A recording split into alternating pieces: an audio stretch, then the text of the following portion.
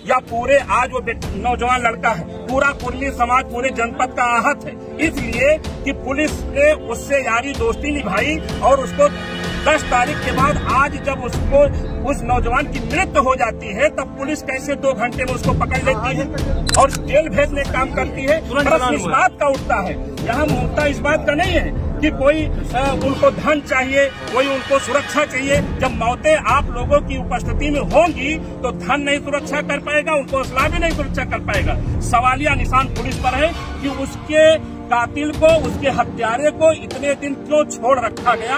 Main मुद्दा ये है सर। आज हम बात करेंगे एक हत्या की, प्रदीप वर्मा की हत्या। उम्र की अगर हम बात करें तो लगभग 25 से 26 साल की उम्र थी और रहने वाले की अगर बात करें तो गोसाईगंज के बिलवारी खान गांव के निवासी प्रदीप वर्मा जी। इनकी हत्या कर दी जाती है और इनका हत्या का जो आरोप है वो शिवम विश्वकर्मा के ऊपर लगा है और वो शायद इस टाइम पर जेल में भी हैं। अब हम पूरी बात करते हैं तो बेलवारी खान गांव निवासी प्रदीप वर्मा की मौत रविवार को हो गई।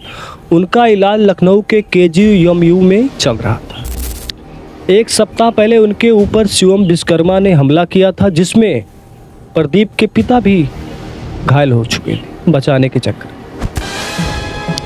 रविवार देर शाम जब 100 गांव पहुंचता है तो गांव वालों ने के अंदर काफ़ी आक्रोश बढ़ा और 100 को लेकर वो गोसाईगंज बाजार में जाकर 100 सड़क पर रखकर धरना प्रदर्शन शुरू हुआ। अब हम बात करेंगे कि इस दौरान जाम की स्थिति बन गई जिसपे SDM साहब पहुंचे। विकास धर दुबे और CO योगेंद्र कुमार ने परिवारजनों को समझाकर देर रात को 100 का अंतिम संस्कार करवा दिया। इस दौरान भारी पुलिस बल मृतक के घर पे तैनात रही। पुलिस मामले में दोनों आरोपियों को गिरफ्तार कर जेल भेज चुकी है। बीते 10 मार्च की देर रात्रि में, यानी कि 10 बजे, मतलब ज़्यादा रात हो चुकी है, बिलवारी खान निवासी प्रदीप वर्मा सब्जी मंडी के सामने अपनी दुकान के सामने बैठे थे। इसी दौरान पीछे से शिवम विश्वकर्मा और उनके एक साथी ने बाइक से आकर डंडे से मारपीट शुरू कर दी जिसमें वो काफ़ी घायल हो चुके। इसी बीच में उनके पिता जब प्रदीप वर्मा को बचाने के लिए पहुंचे तो उनको भी गंभीर रूप से पीटा और लहूलुहान कर दिया। अब गंभीर अवस्था में होकर दोनों को राजश्री दशरथ मेडिकल दर्शन नगर भर्ती करवाया गया, जहां चिकित्सकों ने उन्हें गंभीर रूप से घायल प्रदीप को ट्रामा सेंटर लखनऊ रेफर कर दिया, जहां इलाज के दौरान प्रदीप वर्मा की मृत्यु हो गई। दिन दहाड़े प्रदीप वर्मा अपनी दुकान के सामने बैठा था। पीछे से विश्वकर्मा जी और उनके एक साथी ने हमला किया। प्रदीप वर्मा इतना ज़्यादा घायल हो गया और घायल जब मारपीट हो रहा तो उसी समय प्रदीप वर्मा जी के पिताजी उनको बचाने के लिए जब आते हैं तो उनको भी मारपीट उनके साथ शुरू किया जाता है, जिसमें प्रदीप काफ़ी ज़्यादा घायल चुका। फिर उनको जब निजी के अस्पतालों में ले जाया गया तो वहाँ से उनको रेफ़र किया गया ट्रामा सेंटर लखनऊ, जहाँ उनकी मृत्यु हो चुकी। अब परिवारजनों का मांग क्या है इस पे? तो रविवार को प्रदीप के मौत के बाद पुलिस को अचानक दोनों आरोपियों को पुलिस ने पकड़कर जेल भेज दिया। वहीं देर शाम गांव में जब 100 पहुंचा तो परिवारजनों एकत्र होकर प्रशासन से बुलडोजर की कार्रवाई और इनकाउंटर की मांग की है। वैसे भी ये तो नॉर्मल है कि योगी सरकार में इनकाउंटर और बुलडोजर की कार्रवाई तो चल जाती थी, अब प्रदीप वर्मा के ऊपर क्यों नहीं चली? और इसकी मांग तो अभय सिंह को करनी चाहिए, क्योंकि अभय सिंह तो समाजवादी पार्टी के विधायक हैं और ये जो दूसरे हैं खब्बू तिवारी हैं, ये पूर्व विधायक हैं।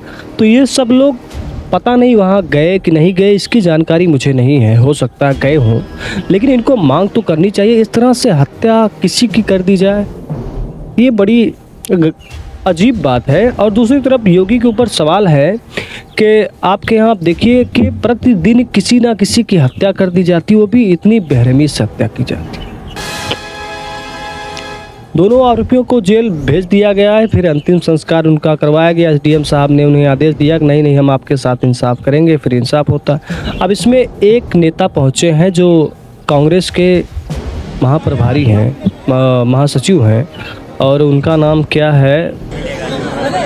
देखिए, जो यहाँ गांव गिराव के लोग हैं, परिवार के लोग हैं जो पीड़ित पक्ष हैं, इनके मन में एक अजीब सा सवाल है और सवाल वाजिब भी है। इनका सवाल ये है, हम सबका सवाल ये है, पूरे समाज का सवाल और क्षेत्र का सवाल ये है, इस पीड़ित पक्ष के साथ खड़ा रहने का कि 10 तारीख को घटना होती है एक नौजवान बेटे के साथ, जिसकी उम्र 26-27 साल है। 307 जैसी धाराएं लगती हैं, जिस पर क्या हो सकता है ये हमसे बेहतर आप भी जान सकते हैं, हम लोग भी जानते हैं। लेकिन उसकी गिरफ्तारी, उसकी पकड़-धर या उसके पूछताछ हमें नहीं लगता कि कहीं कुछ हो पाया।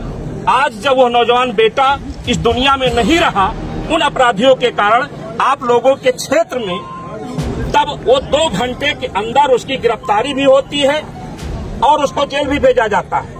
परिवार कैसे संतुष्ट हो, उसी में से कुछ लोग दबाव बनाने के लिए आते हैं आप लोगों के बीच से कि अपराधी जिसने उस नौजवान की हत्या की उसके हाथ में प्लास्टर बंधा है, ज्यादा कुछ मत करना नहीं तो क्रॉस केस लग जाएगा, तुम भी झेलोगे। एक मृतक परिवार से, जो आज नौजवान बेटा नहीं है, हम भी इंसान हैं, आप भी इंसान हैं, एक मृतक के परिवार से क्या ऐसा कहना उचित है किसी पुलिस वाले का?